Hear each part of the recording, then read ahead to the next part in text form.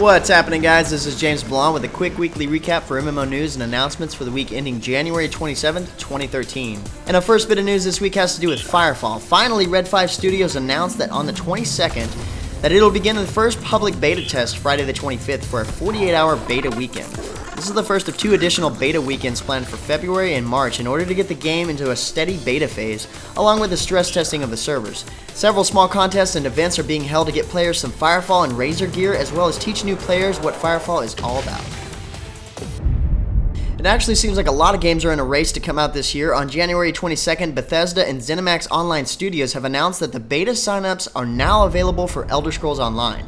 And although we don't really know when the beta test will begin, all players have to do in order to sign up is register at their website. But with beta starting soon, we can surely expect to see the games released sooner in 2013 than we expected. It's too bad this game is leaning more towards pay-to-play. Next up, Chinese game developer Chang Yu announced the start of the Renaissance Heroes beta, featuring a full schedule of events that will give players a chance for in-game as well as real-world prizes. The beta is set to run from January 22nd to February 6th, and the featured events will stream live on twitch.tv/GameFuse. And when players log in and complete at least one match in the game during the beta period, they get entered to win some pretty sweet prizes like a Razer Blade laptop or a GTX 660. If you're even slightly interested in checking out Renaissance Heroes, now would be the time to do it. You can check out the full list of events and times by following the link I've posted in the description below. Yet another game trying to make a quick reach for 2013 is Scarlet, the upcoming mature MMORPG from Area Games, as they unveiled the full website with tons of details about the game. The new website offers up information about the backstory and several of the classes available, some of which you can see in the video playing in the background. Currently, the game is in alpha testing, but with the launch of the new website, players can now reserve their spot on the upcoming beta tests. Also from Area Games, Dragon Knights Online has now officially launched free-to-play, and with it comes new content not previously seen during the beta testing. 2 new castles have been introduced to Castle Siege mode, which is their guild versus guild PvP, lots of new boss creatures, and a new zone that has opened up, increasing the level cap to 42. And as another means of outfitting their characters, players can now obtain battle points for PvP kills. Up next, indie developer Mechanist Games, the guys behind the anticipated browser City of Steam, announced that on the 23rd, they plan to join forces with Reality Squared Games as a publisher for City of Steam. The game runs off the Unity 3D game engine, which is a first for Reality Squared, and having gathered a following of hardcore fans in its alpha and closed beta test, City of Steam may pose as a challenge, but also as a good new experience for Reality Squared. On January 23rd, Sony Online Entertainment set up a live stream for select press, including MMOHut, to show off the latest DLC for DC Universe Online, known as Home Turf. The 6th DLC, set to release on January 29th, features layers, in which essentially you build your own base or hideout. Players get to choose a theme and select a location, whether it's a cave, a penthouse suite in a skyscraper, or a manhole to the sewers. Then players will be able to dress up and organize their lairs with hundreds of pieces of furniture and accessories, not to mention have PvP battles within its walls. The new DLC features a new system that is going alongside the layers called the mainframe. This is used to unlock new skills such as the orbital strike, supply drops, and sidekicks or henchmen that fight by your side. The new update features a lot more than just these things you can see from the trailer in the background, and although the DLC is roughly $10, free-to-play users will still see some of these features, including a free version of the lair.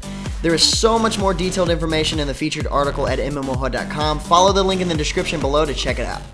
Even more news from Sony Online Entertainment and MLG Esports, as they just announced a robust partnership to introduce PlanetSide 2 to MLG's competitive gaming audience. This announcement was made during this past weekend's PlanetSide 2 Ultimate Empire Showdown in Los Angeles, and over the next couple of months, the PlanetSide 2 and MLG teams will work together to integrate competitive gameplay features into the game. The year-long collaboration will span all of MLG properties, including original broadcast programming, online competition, and presence at MLG events. The first of which will be at the Winter Championship in Dallas, Texas, March 15th through 17th.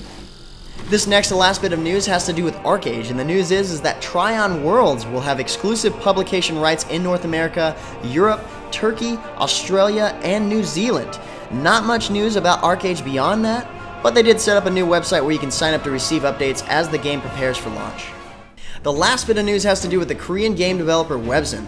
On January 24th, Webzen announced new content and events for their popular FPS Arctic Combat. This update features several new weapons from various countries and new snow camouflage weapon paint to not at all go with the new Syria map. But the big news here is that Webzen recently partnered with Microsoft and their cloud computing platform Azure in an attempt to create a unique version of Azure that will ensure a smooth infrastructure to players all over the world, hopefully reducing lag to almost nothing. It's supposed to offer speeds over 2.5 times faster than any private server. I guess we'll see how that works out for them, and if it works, it'll give gamers hope for similar future projects like it. Well guys, that's it for MMO news. As far as games to look out for, we have SMITE falling into open beta, which really isn't news, seeing that you can pretty much download it and play it now. But they are kicking off the beta with a lot of new content and a $100,000 tournament. The new content features major changes such as a major graphical upgrade to the Conquest map, a new practice AI opponent, thank God, a more advanced draft picking and matching system, and more control over spectator mode. Anyway guys, that pretty much covers the MMO news and announcements for the week ending January 27th, 2013. If you seek more information about the news featured in this video, head over to MMOHut.com/news, and like always, discuss the news at MMOHut.com/forums. Until next time guys, that's going to be it for me. I'm James Blonde. See you out there, gamers.